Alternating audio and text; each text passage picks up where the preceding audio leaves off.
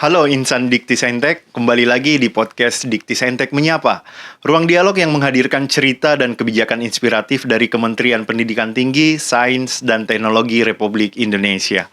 Hari ini kita akan membahas satu tema penting tentang bagaimana ilmu dari kampus tidak berhenti di ruang kelas atau jurnal, tapi benar-benar hidup.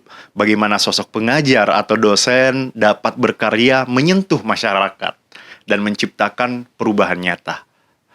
Podcast kali ini menghadirkan dosen berdampak dan kita sudah bersama sosok dosen inspiratif dari Timur Indonesia. Beliau adalah Ibu Grinasti Claudia Siahaya, dosen Universitas Kristen Indonesia Maluku, seorang pendidik yang membumikan sains sampai ke pelosok Pulau Seram.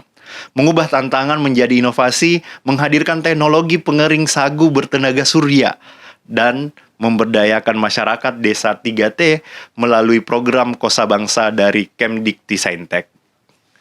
Pada Oktober 2025, beliau juga menerima penghargaan dosen inspiratif yang diserahkan langsung oleh Menteri Pendidikan Tinggi, Sains, dan Teknologi Republik Indonesia. Selamat datang Ibu Grinasti, atau aku sapanya Ibu G. Iya, Ibu G saja. Ibu G, biar lebih akrab ya. Baik. Bu G, banyak orang mengenal dosen itu sebagai pengajar di kampus. Tapi dari cerita Ibu, peran dosen itu ternyata jauh lebih luas. Menurut Ibu sendiri, apa makna dosen berdampak itu? Pertama-tama ya saya mengucapkan terima kasih diundang di podcast di sini, di kementerian, dan itu satu penghargaan, apresiasi, dan saya rasa bahwa ini juga akan menjadi dorongan bagi teman-teman dosen yang lain untuk berkarya. Nah, terkait dengan dampak dari dosen sendiri, tugas utamanya itu kan tridharma, melakukan tridharma perguruan tinggi, ya. Jadi di dalamnya ada pendidikan pengajaran, kemudian ada penelitian, riset, dan juga ada pengabdian kepada masyarakat. Dan ada benang merah semuanya itu. Artinya bagaimana kita tidak hanya ada di dalam ruang kelas, memberikan ilmu pengetahuan saja, tetapi dalam proses itu juga kita dituntut untuk bagaimana all out juga di masyarakat, bagaimana melihat apa yang menjadi kebutuhan masyarakat. Artinya itu berdampak dalam hal memberikan dampak yang positif ya bagi masyarakat, apa yang menjadi kebutuhan masyarakat.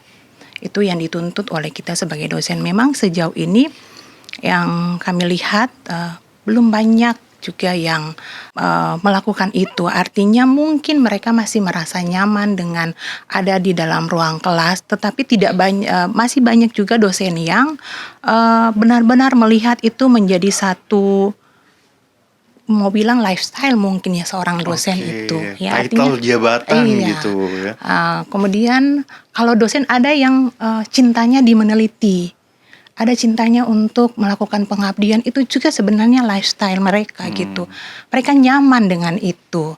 Dan ada juga dosen yang memang diberikan tugas jabatan, tetapi juga punya tanggung jawab dalam tridharma, itu menjadi satu kebutuhan penting.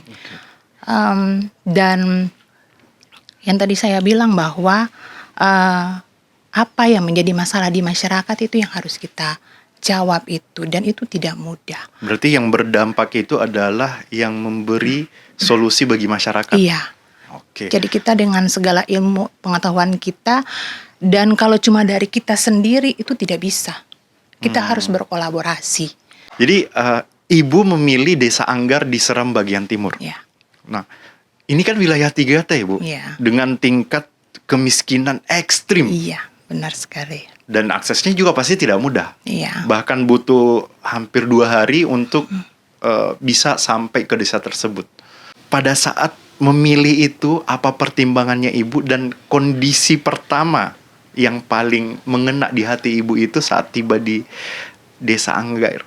Desa Anggar ya. Desa Anggar itu seperti apa? Iya.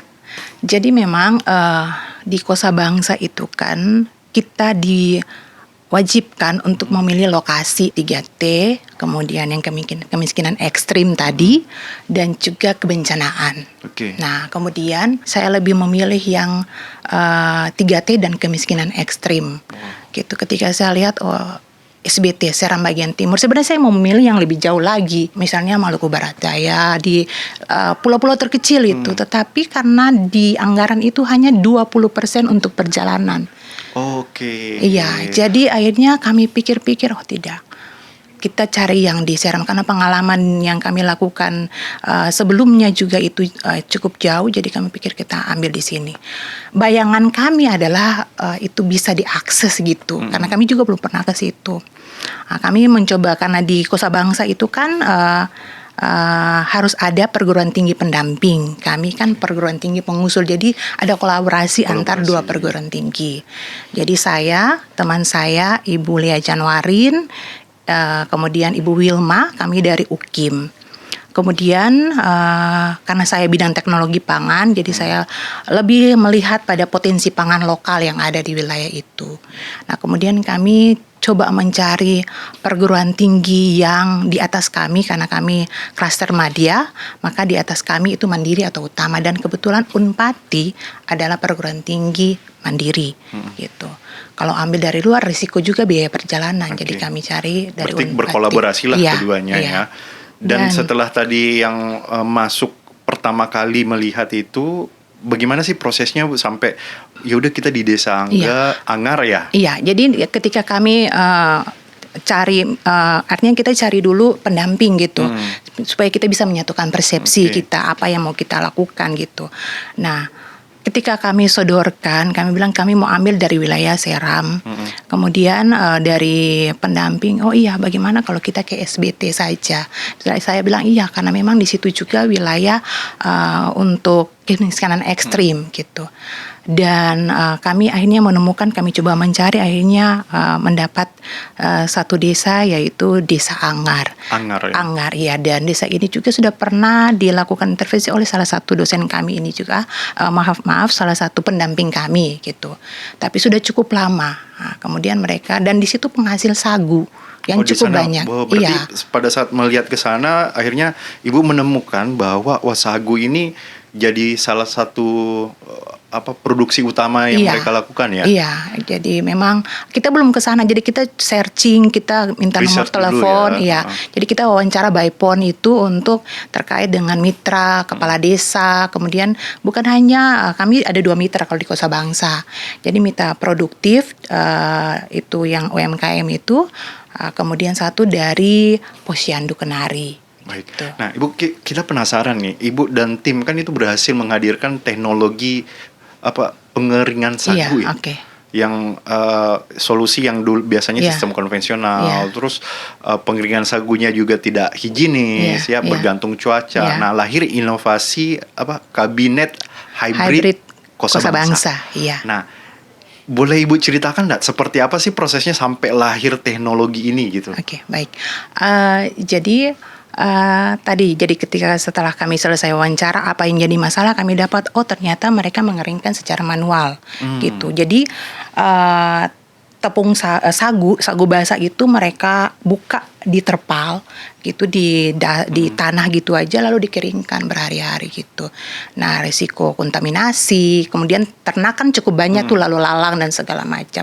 Akhirnya kami mencoba mencari solusi. Nah, salah satu pendamping kami, Profesor Febi Polnaya, beliau di bagian terkait dengan bagaimana desain alat kabinet hybrid itu, alat pengering.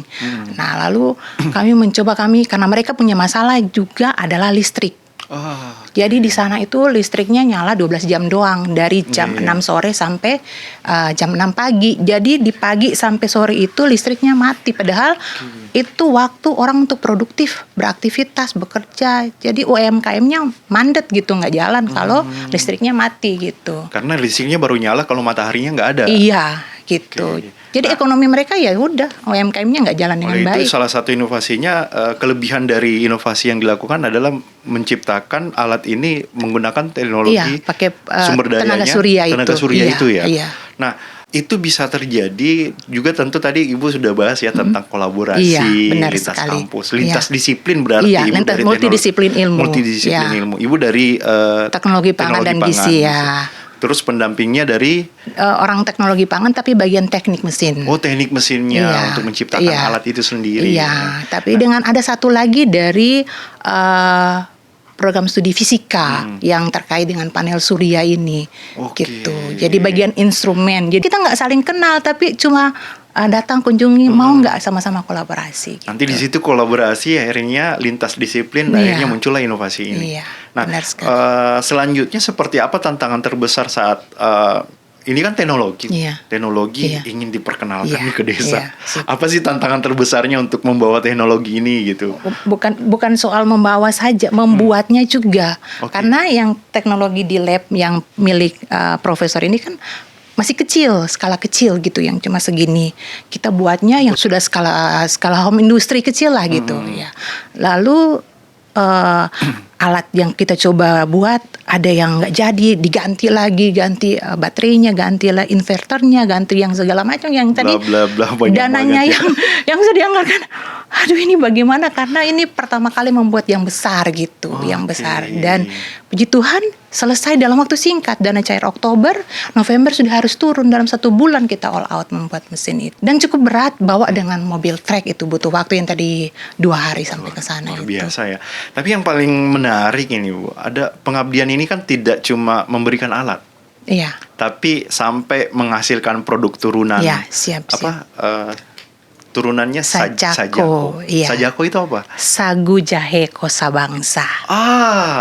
Iya. Biskuit sagu jahe Iya. dengan brandnya Sajako. Sajako. Sagu jahe Kosa bangsa. Kosa Bangsa. Iya. Nah, bisa diceritakan bagaimana proses pendampingannya ini, Bu? Ya, oke. Jadi kita tadi disampaikan tidak hanya alat. Jadi kita ingin mereka juga bisa produktif menghasilkan produk turunan dari sagu. Kita memperkenalkan beberapa, ada Sajako, ada kerupuk sagu kelor, ada mie kelor gitu. Tetapi yang mudah mereka buat adalah itu, biskuit sagu jahe kosa bangsa, dan kita juga kemas dalam kemasan yang menarik gitu. Jadi sehingga nilai jualnya lebih tinggi. Berarti dengan adanya alat, berarti kan kapasitas produksi meningkat. Iya, iya. Bagaimana dengan pemasarannya? Nah, yang lemahnya itu dan perlu dikembangkan lagi itu terkait dengan pemasaran. Kenapa? Wilayahnya jauh. Beda kalau di Jawa ya, satu daratan gitu. Mau pesan online enak, gampang. Di sana nggak bisa. Apa istilahnya, untuk pengiriman barang aja kan tidak nyampe ke situ, titip-titip lewat bis gitu, dan biayanya juga cukup besar. Oke. Gitu. Jadi kalau ada yang mau pesan, kita kerjasama, oke, kita bantu distribusi tapi dalam bentuk banyak lalu dijual. Gitu. Sistemnya partai besar Iya, gitu ya. gitu. Nah, berarti itu dilakukan pendampingan juga di situ. Iya, jadi walaupun sudah beban, artinya kita tidak mungkin lepas begitu. Harapannya mereka terus berkembang, ya biar kecil-kecil tapi kita memberikan perhatian kepada mereka. Seperti Oke, nah itu. setelah program selesai nih, apa tantangan paling besarnya, Bu? Agar istilahnya ini kan program harus terus berjalan ya. Iya, baik. Nah, tantangan terbesar menurut Ibu dari pengalaman Ibu itu seperti apa, Bu? Untuk terhadap mitra ya. Iya, terhadap masyarakat di sana yang Iya. sudah memanfaatkan teknologi Iya. nih. Artinya tadi yang saya bilang, kita tidak bisa langsung lepas mereka begitu saja. Jadi mereka sudah bagian keluarga saya gitu. Jadi apa yang mereka butuhkan, apa yang menjadi masalah, jadi kita tetap pantau terus bagaimana mesinnya jadi air akinya jadi, saya selalu ingatkan jangan lupa diganti air akinya. Terus bagian panel surya itu harus sering dibersihkan supaya dia bisa menarik tenaga Menangkap cahaya ya surya itu, untuk sehingga energi dia bisa berfungsi dengan baik. Jadi terus pantau. Kadang-kala Bu G, kita butuh ini jahe keringnya, ini apa yang jahe bubuk gitu. Oke deh, nanti saya beli. Tapi nanti saya ajarkan buat jahe kering ya, biar enggak lagi beli gitu. Saya bilang. Jadi hal-hal yang mereka, artinya kalau mereka mengeluarkan uang juga sedangkan terbatas gitu. Jadi saya coba memberikan yang Berarti bisa. bukan hanya memberikan inovasinya, tetapi juga termasuk mendampinginya Iya. sehingga mereka bisa menjadi masyarakat yang mandiri ya. Setuju. Wah. Artinya ini hibah besar. Iya. Lalu kalau dia tidak jalan, mandek, sangat disayangkan. Takut, saya bilang saya tidak mau mesin ini dia cuma jadi penghias di satu ruangan gitu. Jadi harus bagaimana terus lanjut, dan puji Tuhan sampai sekarang mereka masih lanjut. Masya Allah. Siap. Luar biasa. Baik Bu, sebelum kita lanjut lagi, kita mau seru-seruan dulu, boleh nggak? Iya, boleh. Oke, kita ada games sedikit nih, mini Iya. games. Nah, tapi jawabannya nggak boleh panjang. Ada yang jawabannya cuma satu kata, atau kalau mau jelaskan paling 5 detik. Oke ya? Kata 5 detik. Ah. Ya. Dicoba deh. Siap ya? Baik, pertanyaan pertama. Kampus, satu kata menurut Ibu. Berdampak. Berdampak. Oke. Pertanyaan kedua. Mahasiswa di daerah 3T. Apa satu kekuatan mereka? Semangat. Semangat. Oke, jawab 5 detik. Pengabdian masyarakat itu apa? Pelayanan. Pelayanan. Selanjutnya, Kemdikti Saintek bagi dosen di daerah. Surga deh. Surga. Iya. Heaven ya. Karena di daerah, tapi kita harus berjuang untuk mendapatkan surga itu, tidak mudah. Iya. Iya. Namanya surga pasti tidak mudah. Iya, benar. Oke, pertanyaan selanjutnya. Satu hal kecil yang bisa mengubah banyak hal. Kasih. Kasih. Iya. Oke, luar biasa. Dijawab semua pakai satu kata loh. Luar biasa Iya, memang. siap. Karena kita jadi dosen ya. Mm-mm. Tapi kalau kita tidak melayani dengan sungguh, kita tidak terpanggil.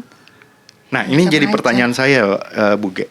Apa harapan sebenarnya dari Bu Ge ini kepada para dosen, khususnya di wilayah timur Indonesia ini, untuk bisa bersama turun melakukan pengabdian ke masyarakat? Keluar dari zona nyaman. Yang di awal tadi itu ya. Iya. Keluar dari zona nyaman dan lebih melihat, mengandaikan diri kita ada di posisi mereka. Oke. Gitu. Maka kita bisa melakukan, karena kita tidak mungkin ingin di posisi yang seperti itu kan, tertinggal, termiskin ekstrim. Kalau kita mengandaikan itu, maka pasti ada banyak perubahan. Harus ada kasih di Iya. situ ya. Dari Ibu Ge ini harapannya terhadap kebijakan Kemdikti Saintek ini ke depan seperti apa deh? Tadi udah nyinggung Iya. pemerintah, harapannya sebenarnya seperti apa? Saya pernah katakan saya kagum sama pemerintah, khususnya Kemdikti Saintek, artinya di tahun ini tuh begitu banyak hibah. Dan kami di UKIM, kami baru selesai untuk workshop coaching. Saya kebetulan di Sekretaris Lembaga Penelitian. Saya mendorong teman-teman semuanya untuk ayo, ini dikasih loh. Kita tidak hanya poin yang kita dapat, ada koin walaupun tidak banyak, sedikit. Tetapi mari kita bisa memberikan yang terbaik lewat apa yang sudah disediakan pemerintah. Jangan kadang-kala teman-teman dosen itu agak susah dalam pelaporan, katanya keuangan ribet dan segala macam. Saya bilang, dicoba gitu, kita memberikan yang terbaik lewat apa yang ada. Pemerintah kasih peluang, kasih banyak hal, apalagi yang tahun ini luar biasa yang pemerintah untuk Kemendikti Saintek itu berikan gitu. Kalau kita tidak menangkap peluang itu, apalagi kita PTS yang hanya pakai dana dari perguruan tinggi, yang itu tidak mungkin kita mau dapat dana hibah internal yang banyak, yang besar gitu. Berarti harapannya Ibu semoga program ini terus berjalan, Iya. sehingga semakin banyak lagi daerah Dan atau mungkin, desa-desa, iya, mungkin dan lebih dosen-dosennya dipermudah. berdampak. Iya. Lebih dipermudah lagi ya. Gitu. Sehingga yang diusul oleh dosen-dosen itu, karena kami kemarin usul banyak juga yang tidak lolos gitu. Jadi semoga mungkin bisa melihat bahwa dari reviewer-reviewer itu, untuk melihat bahwa ini menjadi kebutuhan di masyarakat, bisa. Terlebih mungkin di daerah 3T Iya, yang 3T. mungkin butuh anggaran operasional Iya. hanya 20%, sementara jaraknya itu membutuhkan tadi biaya saya yang mau tinggi bilang, ya. lupa lagi saya Iya. itu, banyak lupa Saya paham ini. dari Ibu sampaikan. Kami kemarin itu bahkan lebih dari 20%. Kenapa? Karena dituntut harus minimal 3 kali ke sana, minimal. Lalu mahasiswa harus, saya bawa semua, bahkan bukan cuma 5 mahasiswa, tambah lagi 3 mahasiswa. Oke. Dan mahasiswa mereka itu luar biasa, rela berkorban demi ada sama-sama dalam pengabdian. Saya bilang ini pengalaman, dan pengalaman ini tidak datang 2 kali gitu. Baik. Berarti itu harapannya Ibu. Ya. Terima kasih Bu Grinasti Claudia Siahaya atas cerita dan inspirasinya. Baik, hari ini kita belajar dosen berdampak bukan tentang seberapa tinggi teori, tapi seberapa jauh ilmu mau berjalan. Dari kampus ke masyarakat, dari riset ke kehidupan nyata. Inilah wajah kampus berdampak yang didorong oleh Kemdikti Saintek. Kampus yang hadir, kampus yang bekerja, kampus yang memberi arti. Saya Andi Matuju, pamit undur diri. Sampai jumpa di Dikti Saintek Menyapa berikutnya. Salam Dikti Saintek berdampak.